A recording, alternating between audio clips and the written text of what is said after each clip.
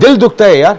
आपके क्रिकेटर्स तो बोल ही रहे हैं, सही बोल रहे हैं, वसीम अकरम, शुएब अख्तर, या जितने भी, शाहिद अफरीदी, जो भी बात कर रहे हैं सही बात कर रहे हैं कि हमारी क्रिकेट कहाँ चली गई है। लेकिन मैंने आज एक स्टेटमेंट देखा AB डिविलियर्स का, वो बहुत ही फेयर शख्सियत है, बहुत दुनिया में माने जाते हैं। अच्छा, उन्होंने एक बात बहुत अच्छी कही, उन्होंने कहा कि अगर ये पाकिस्तान और इंडिया की राइवलरी इंटरनेशनल क्रिकेट काउंसिल में ना हो, जिसने पाकिस्तान को इस लेवल पे पोर्ट्रे किया हुआ है, वरना पाकिस्तान वाकई में बांग्लादेश और जिम्बाब्वे के बराबर की टीम है, और यही सच्चाई है। ये टीम जो है इनसिक्योर है और डरी हुई है, खौफ नजर आता है इस टीम के अंदर। जब एक प्लेयर के अंदर कैपेबिलिटी नहीं है ना, तो वो बेखौफ नहीं हो सकता। जब वो कैपेबल होगा तो बेखौफ होगा। ये बेसिकली इतने कैपेबल नहीं है, मॉडर्न डे क्रिकेट खेल नहीं सकते, इंटेंट दिखा नहीं सकते, तो फिर वो दिफाई अंदाज में चले जाते हैं। और ये वो क्या कहते होते हैं कि रेलू कट्टर टाइप, जितनी भी आपने टीम 15 रुकनी इकट्ठी की थी, तो उस टीम के साथ आपको यही रिजल्ट मिले। तो इतने इवेंट्स आपको हरवा के दे रही है, टीम आपकी कोई मैच नहीं जीतती है। आपने सुना होगा ना, जो बोया वो काट रहे हैं। पाकिस्तान की क्रिकेट खत्म हो गई है। मोहसिन रजा नकवी को अलीफ बे नहीं पता क्रिकेट की, उनको क्रिकेट बोर्ड का चेयरमैन बना दिया है। सियासी जमातें तनकीद करने लग गई हैं। आपको अभी याद आया ये सब कुछ कि मोहसिन रजा नकवी ने क्रिकेट का बेड़ा गर्क कर दिया। मोहसिन रजा नकवी ने बाबर आजम के साथ थोड़ी इनिंग का आगाज करने जाना है। मोहसिन रजा नकवी ने थोड़ी ICC की ट्रॉफी को जो है वो जब पाकिस्तान जीत जाता, जो अब तो दूर दूर तक ताल्लुक नहीं है उसका, अब ये सियासी जमातों को याद आ रहा है, हमारे फॉर्मर क्रिकेटर्स को याद आ रहा है कि जी क्रिकेट बोर्ड का पट्टा बैठ गया है। पहले क्या सो रहे थे ये लोग? बात दरअसल ये जो क्रिकेटर्स इस वक्त टेलीविजन पर बैठकर गुफ्तगू कर रहे हैं, उन्होंने कौन से पाकिस्तान को जो है वो इंडिया के खिलाफ मैचों की हैट्रिक मुकम्मल कर ली है। उनके अपने करियर तो देखें। खौफ है, डर है, सर तनख्वाह टाइम पे मिलती है, सेंट्रल कॉन्ट्रैक्ट में इनको जो जैसे कहते हैं क्रिकेट बोर्ड को दबाव में लाकर या अपने सेंट्रल कॉन्ट्रैक्ट अपनी मर्जी से ले लेते हैं, ब्लैकमेल कर लेते हैं, पैसे इनको मिलते हैं, अलाउंसेस मिलते हैं। सर फिर किस चीज का डर है इनको, खौफ किस चीज का है, इनसिक्योरिटी क्या है इनके अंदर? यही तो सबसे बड़ा खौफ है कि ये सारी मराज खत्म हो जाएंगी। यही तो सबसे बड़ा खौफ है कि लाइमलाइट से निकल जाएंगे। यही तो सबसे बड़ा खौफ है कि इनकी ये जितनी मौजें लगी हुई हैं ये खत्म हो जाएंगी।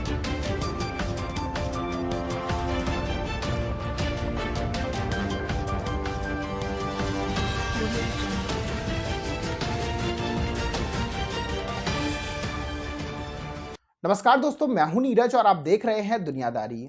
दोस्तों, ये बात तो हम सभी जानते हैं कि पाकिस्तान चैंपियन ट्रॉफी 2025 से आउट हो चुका है। पाकिस्तानी टीम के शर्मनाक प्रदर्शन को देखकर साउथ अफ्रीका के प्लेयर AB डिविलियर्स ने पाकिस्तानी टीम की जमकर क्लास लगाई है। पाकिस्तानी मीडिया ने कहा कि अगर इंडिया और पाकिस्तान की राइवलरी नहीं होती तो आज पाकिस्तान की जगह वही होती जो बांग्लादेश और जिम्बाब्वे की है। AB डिविलियर्स ने यह भी कहा है कि पाकिस्तानी टीम की परफॉर्मेंस दिन प्रतिदिन नीचे की तरफ गिरती जा रही है।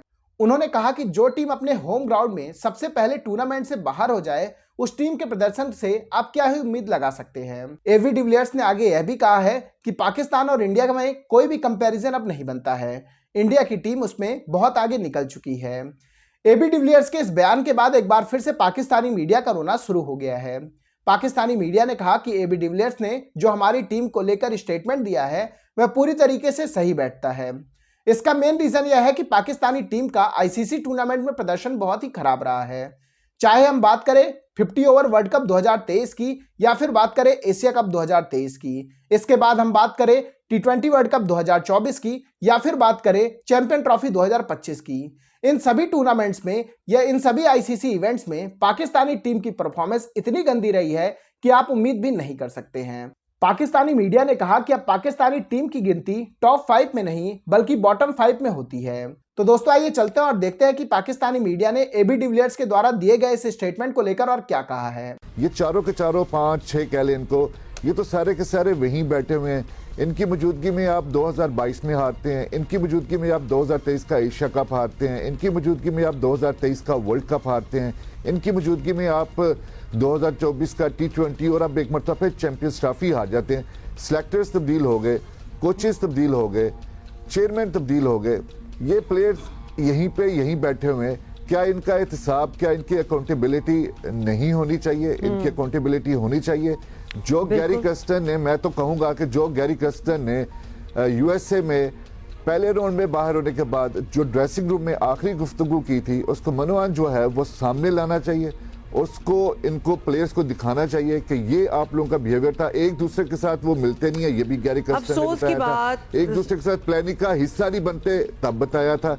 इनके बड़े ईगोज के मसले हैं, इनके बड़ी अनापरस्त हैं ये लोग सारे, और इन लोगों को हम लोगों ने ही बनाया हुआ है, इन लोगों को मीडिया ने बनाया हुआ है, लोगों को फैंस ने बनाया हुआ है। अब उनको तकलीफ ये हो गई थी, ये है कि इनके खिलाफ बोल्ड स्टेप होगा, इनके खिलाफ बोल्ड स्टेप होगा, ये मैं आपको बता रहा हूँ, मैं आपको बता रहा हूँ। ये भी अच्छा ओके, हमारे घर में हम जानना चाहते हैं वो बोल्ड स्टेप क्या होगा, क्या होता है, मतलब व्हाट डज इट मीन? अभी अभी अभी अभी अभी अभी आपके घर में मेहमान आए हुए, आप घर में आए हुए मेहमानों के सामने जो है वो कुछ ऐसे फैसले नहीं करते कि मेजबान जिन्हें बहुत ज्यादा गलतियां की उनके खिलाफ आप पोस्टमार्टम करने नहीं चले जाते। एक दफा चैंपियंस ट्रॉफी खत्म होने दे आपको, ये मैं ये नहीं कह रहा कि जिस तरह के बड़े दावे सर्जरी के किए गए थे चैंपियंस T20 वर्ल्ड कप के बाद, ये जो बोल्ड स्टेप हैं ये लिए जाएंगे। और जो पीआर कंपनियां हैं या प्लेयर्स एजेंट कंपनियां हैं उनका पाकिस्तान के क्रिकेट में बड़ा किरदार रहा है, स्पेशली इन सालों में, यानी कि जो गुज़श्ता हमारे 4 से 5 साल गुजरे हैं जिसमें हमारी बद से बदतरीन परफॉर्मेंस हो, हम टूर्नामेंट के पहले राउंड में बाहर हो जाएं, हमारे प्लेयर्स कुछ ना करें, हमारे बॉलर्स कुछ ना करें, हमारे कैप्टन कुछ ना करें, इनकी आपस में लड़ाइयां हो, फसाद,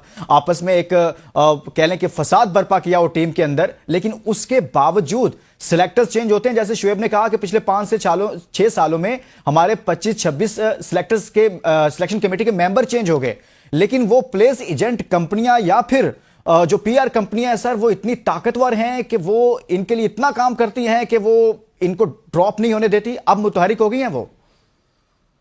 देखिए ये बड़ा $1 मिलियन क्वेश्चन है पीआर कंपनीज के हवाले से भी। और जो सिलेक्टर्स की आपने बात की, यहाँ पे तो एक सिलेक्टर ऐसे होते थे जिनको बाबर आजम फोन करके कहा करते थे कि इस प्लेयर को सिलेक्ट कर लें, इसको ड्रॉप कर लें। एक सिलेक्टर नहीं, कई सिलेक्टर्स ऐसे हैं कि जिनको फोन करके कहा जाता था कि इस प्लेयर को सिलेक्ट करें, इसको ड्रॉप करें, और उस सिलेक्टर के पास जिस प्लेयर को ड्रॉप करता था उसको जवाब देने के लिए कुछ भी नहीं होता था। पीआर कंपनीज का सर बड़ा सिंपल काम है। पीआर कंपनीज कल से या परसों से आप देखेंगे या अभी चंद घंटों में देखेंगे बाबर आजम की जो सेंचुरीज हैं वो सर मैं अभी देख रहा हूं, मैंने इसीलिए आपसे सवाल रखा है। मैंने गुज़श्ता कोई 4-5 घंटे से बहुत सारी पोस्ट ऐसी देख चुका हूं रिजवान से मुतलिक भी, बाबर आजम से मुतलिक भी, बाबर साहब की कवर ड्राइव से मुतलिक, और उनकी सिलेक्शन कमेटी में रिजवान साहब का जो किरदार है, इसलिए मैंने ये सवाल रखा है कि आप फिर ये बचा लेंगे इन सबको।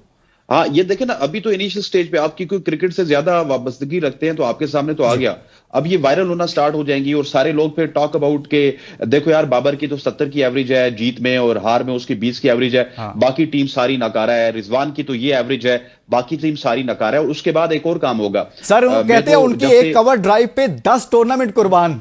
हाँ ऐसे ही है। तो दोस्तों, जैसे कि वीडियो में आपने देखा कि एक बार फिर से पाकिस्तानी मीडिया का रोना शुरू हो गया है। पाकिस्तानी मीडिया ने कहा कि एवी डिविलियर्स ने जो भी स्टेटमेंट दिया है पाकिस्तान के रिगार्डिंग वो बिल्कुल सही है।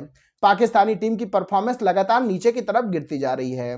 पाकिस्तानी मीडिया ने कहा कि उनके प्लेयर केवल छोटी छोटी टीमों के अगेंस्ट ही रन बनाते हैं, जैसे कि जिम्बाब्वे, बांग्लादेश, इन सब टीमों के खिलाफ। जैसे ही बड़ी टीम आती है वो पूरी तरीके से टाइम फिस हो जाते हैं। पाकिस्तानी मीडिया ने यह भी कहा कि जो उनके पास फास्ट बॉलर है, जिन्हें अब तक वो वर्ल्ड क्लास बॉलर मान रहे थे, वो केवल छोटी छोटी टीमों के अगेंस्ट ही विकेट चटकाते हैं। जैसे ही बड़ी टीम आती है उनकी जमकर कुटाई देखने को मिलती है। ओवरऑल ना तो पाकिस्तान के पास अच्छे बैट्समैन हैं और ना ही पाकिस्तान के पास अच्छे बॉलर हैं। इसके साथ साथ हम आपको ये बताते चले कि पाकिस्तानी टीम इस समय स्पिन बॉलिंग अटैक में बहुत ही ज्यादा लैग कर रही है। पाकिस्तान के पास ऑलराउंडर तो अब्दुल रज्जाक के बाद आया ही नहीं है। ओवरऑल पाकिस्तान टीम के स्ट्रक्चर की बात करें तो पाकिस्तानी टीम में कुछ भी ऐसा नहीं है जो उसे टॉप 5 टीम में शामिल कर सके। यही रीजन है कि उसकी परफॉर्मेंस भी बहुत ही गंदी होती जा रही है। एवी डिविलियर्स ने कहा है कि अगर भारत के साथ उसकी राइवलरी नहीं होती तो आज पाकिस्तान को कोई पूछता भी नहीं। केवल और केवल पाकिस्तान की आईसीसी में पूछ थोड़ा बहुत इसलिए है क्योंकि भारत के साथ उसकी राइवलरी है। जिस दिन भारत के साथ उसकी राइवलरी खत्म हुई, समझो पाकिस्तान टॉप 10 से भी बाहर निकल जाएगा। एवी डिविलियर्स ने यह भी कहा कि अगर पाकिस्तान चाहता है कि भारत के साथ उसकी राइवलरी ऐसी ही बनी रहे तो उसे खेल में सुधार लाना होगा, क्योंकि अब मैच केवल एक तरफा ही होने लगे हैं। मैच स्टार्ट होने से पहले ही सबको पता रहता है कि भारत इसको इस मैच में जीत हासिल होने वाली है। पाकिस्तान को लगातार हार का सामना करना पड़ रहा है। भारत और पाकिस्तान के मैच अब बिल्कुल भी कांटे वाले नहीं होते हैं, वन साइडेड मैच होते हैं जिसमें भारत पाकिस्तान को बहुत बुरी तरीके से ठोक कर रख देता है। ओवरऑल एक बार फिर से एवी डिविलियर्स ने पाकिस्तानी टीम की बहुत बुरी तरीके से क्लास लगाई है। इसके अलावा पाकिस्तानी मीडिया ने यह भी कहा है कि दुनिया भर के तमाम बड़े प्लेयर या दुनिया भर के तमाम आइकॉनिक प्लेयर पाकिस्तानी टीम की जमकर क्लास लगा रहे हैं, लेकिन हमारी टीम मैनेजमेंट और हमारे कैप्टन को बिल्कुल भी इन सब चीजों से फर्क नहीं पड़ता है। उन्हें समझ में ही नहीं आ रहा है कि आखिरकार टीम को कैसे आगे लेकर चलना है। उन्हें केवल अपने मन की ही करनी है। उन्हें ऐसा लगता है कि जो भी वो कुछ कर रहे हैं सही कर रहे हैं। तो दोस्तों अभी के इस वीडियो में बस इतना ही। तमाम अपडेट्स के लिए आप बने रहिए दुनियादारी के साथ। सुनो, चैनल को सब्सक्राइब करो, उसके बाद घंटी बजा देना ताकि अगली वीडियो आपसे मिस ना हो पाए। Thank you.